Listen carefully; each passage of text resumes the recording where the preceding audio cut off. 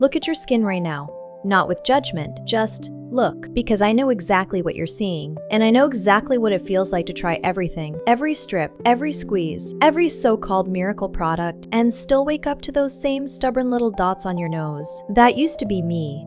And today, I want to change that for you. I was 14 when I first noticed them, little clusters of dark dots across my nose, and I thought, okay, I'll just squeeze them out. Seem logical, right? Get it out. Problem solved. Wrong. So incredibly wrong. By 16, my skin was angrier than ever, red, congested, sensitive. I'd used pore strips so aggressively that I'd actually broken capillaries around my nose. I'd squeezed with unwashed hands. I'd over-exfoliated, under-moisturized, skipped sunscreen because I thought oily skin didn't need it. And every time I looked in the mirror, that quiet shame crept in, that feeling of just, why won't this go away? If any of that sounds familiar, this video is for you, specifically for you, because what I'm going to share tonight isn't just a skincare routine. It's the education I wish someone had given me before I spent years making it worse. Let's do this together, transition to routine. So tonight, I'm going to walk you through the exact routine that transformed my skin, step by step.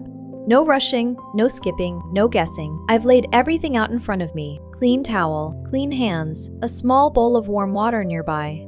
The lighting is soft. The room is quiet.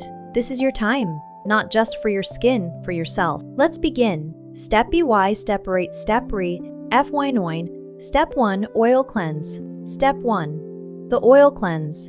And if you've never done this before, I need you to trust me right now. Even if your skin is oily. Especially if your skin is oily. The principle is simple. Like dissolves like. A gentle facial oil will dissolve the sebum that's hardened inside your pores. The stuff that strips and scrubs can't fully reach without triggering that panic response that sends your glands into overdrive.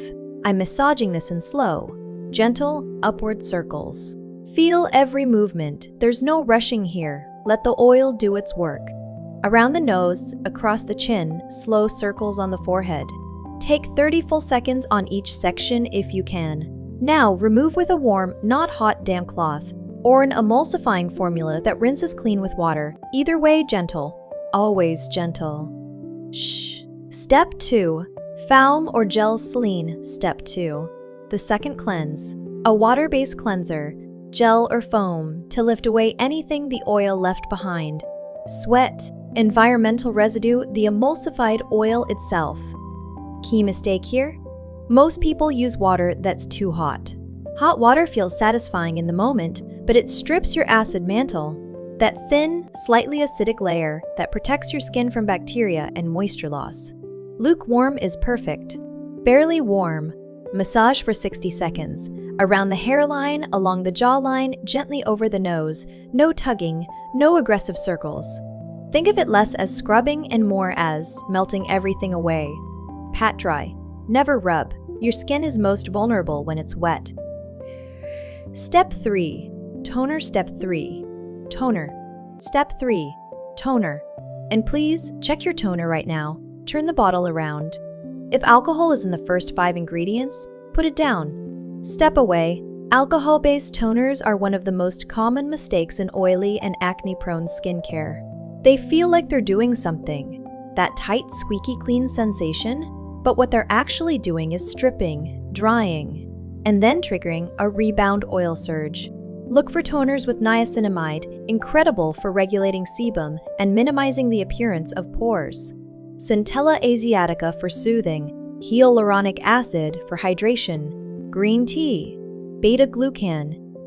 Apply by pressing gently into the skin with your fingertips or a soft cotton pad, not wiping, pressing. Let it sink in. Step 4. Exfoliation. Aha. Ziva. Step 4.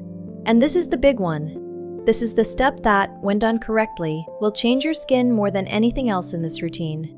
Chemical exfoliation. Specifically, I want to talk about BHA, beta-hydroxy acid, or salicylic acid.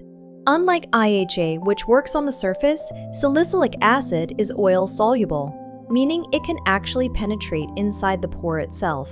It dissolves the sebum buildup from the inside out. Apply it after toning, just a few drops, press gently onto the nose, chin, and forehead. the areas where blackheads tend to live. Now here's where most people make a critical mistake. They use it every single day, and then they wonder why their skin is red, reactive, and peeling. Start with twice a week. Maximum, your skin barrier needs time to adjust. After 4 to 6 weeks, if your skin is tolerating it beautifully, you can increase to 3 times a week. That's it. More is not better here.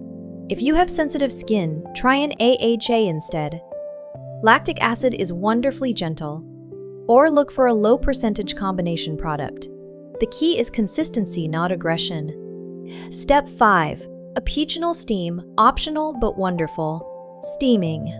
After exfoliation or before your mask, a gentle steam can soften the very top of the pore, making congestion easier to address. Lean over a bowl of warm water for 2 to 3 minutes, or use a warm, damp towel held gently against the face. This is not about forcing anything out. This is about softening, preparing. Think of it as opening a door, not kicking it down. Do this no more than once a week. Step 6.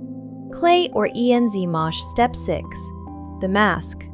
And the right mask for blackhead-prone oily skin is a gentle kaolin or bentonite clay mask.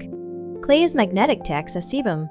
As it dries, it draws oil up through the pore and binds to it, lifting out that congestion slowly, gently, without any physical force. Leave it on for 10 to 15 minutes, not until it's cracked and pulling. If it starts to feel tight and uncomfortable, it's gone too long. Clay should never be so dry that it cracks. That's actually counterproductive, and it can dehydrate and irritate.